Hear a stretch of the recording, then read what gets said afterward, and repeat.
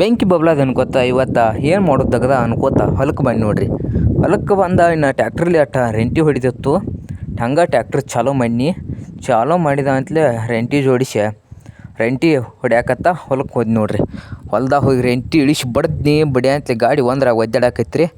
ಬ್ಯಾಡ ಗಪ್ಪ ಅಂತಲೇ ಯಾಡ್ರ ಹಾಕಿನ್ರಿ. ಒಂದ್ರಾಗ ಹೊಂಟಿತ್ರಿ, ಅದರ ದೌಟ್ ಆಗೋದಿಲ್ಲ ಟೈಮ್ ಅಂತೇಳಿ ಯಾಡ್ರ ಹಾಕಿನ್ರಿ. ಹಾಕಿ ಒಂದು ಸ್ವಲ್ಪ ಇಳಿಸಿ ರೆಂಟಿ ಹೊಡ್ಯಾಕೆ ಚಾಲೂ ಮಾಡಿದ ಕೂಡಲೇ ರೆಂಟಿ ಇಳಿಸಿ ಹೊಡ್ಯಾಕೈತ್ನಿ. ಹೊಡೆದಾವಂತಲೇ ಬಡ ಸ್ಪೀಡ್ಲೆ ಹೊಡೆದಾವಂತಲೇ 1.5 ತಾಸ್ನ್ಯಾಗ 2 ಎಕರೆ ಅಟ್ಟು ಹಾಗೆ ಮಾಡಿ ನೋಡ್ರಿ. ತಿಂಡಿಲಿ ಅದ್ರೊಳಗೆ ಹಾಡ ಹಚ್ಚಿನಿ, ಹಾಡ ಹಚ್ಕೊಂಡು ಹೊಡೆದ್ನಿ. ಆಮ್ಯಾತ ಹೊಲಕ್ಕೆ ಬಂದ್ರಿ. ಮತ್ತು ಇಲ್ಲಿ ಸದಕ ಹಾಕಿದ್ವಿಲ್ಲ ರೀ, ಈ ಸದಕದ ಹೊಲದಾಗ ನೀರು ಹಾಸೋದಿತ್ತು. ನೀರು ಹಾಸಕ್ಕೆ ಬಿಟ್ಟು ನೋಡ್ರಿ. ಹಂಗೆ ಒಂದೊಂದು ಸಾಲು ತಿರುವ್ಕನುಕ್ಕೆ ದಂಡಿಗೆ ಹೋಗಿ ಬಿಟ್ಟುರಿ ಸಾಲು. ಏನು ನೋಡ್ರಿ, ಫುಲ್ ಒಂದೊಂದು ಸಾಲಿಗೆ ತಿರುವಿನ್ರಿ. 2 ಸಾಲಿಗೆ ಹಾಯ್ಸಿರ ಮತ್ತು ಲೇಟ್ ಆಕೈತೆ ಅಂತಲೇ ಒಂದೊಂದು ಸಲ ತಿರ್ವಾತನ್ರಿ. ನೋಡ್ಬೋದು ಇಲ್ಲಿ ಸದಕಿಗೆ 2 ಪಟ್ಟ್ಯಾಗ ಕೂಡಿ ನೀರು ಹೊಂಟೈತೆ ನೋಡ್ರಿ.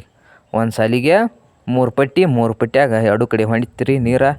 ಹೋಗೋಕೆ ದಂಡಿಗೆ ಹೋತನಕ ಮತ್ತೆ ತಿರುವಿನ್ರಿ. ಮತ್ತು ಬೇರೆ ಸಾಲಿಗೆ ತಿರುವಿ ಹಂಗೆ ಹಾಡ ಕೇಳ್ಕೊತ ಕೂತಿನ್ರಿ ಫೋನ್ಯಾಗ.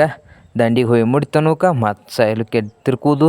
ಮತ್ತೇನೈತೆ ದಗದರ ರೀ, ನೀರು ಹಾಸೋದು, ಮನೆ ಕಡೆ ಹೋಗೋದು, ಇದಾರ ಬರೀ ದಗದಂದ್ರೆ ನೋಡಿ. ಈಗ ನೀರು ಬಡ ಆಯ್ತು ರೀ. ಒಂದು ಅರ್ಧ ಎಕರೆ ಆಯ್ತು. ಇನ್ನು ಮತ್ತು ನಾಳೆಗೆ ನೀರು ಹಾಸಕ್ಕೆ ಬರೋಣ್ರಿ. ಈಗ ಮನೆ ಕಡೆ ನಮ್ಮಪ್ಪ ಮನೆಯ ಕಡೆ ಅಂತೇಳಿ ಮನೆ ಕಡೆ ನಡೆದು ನೋಡ್ರಿ.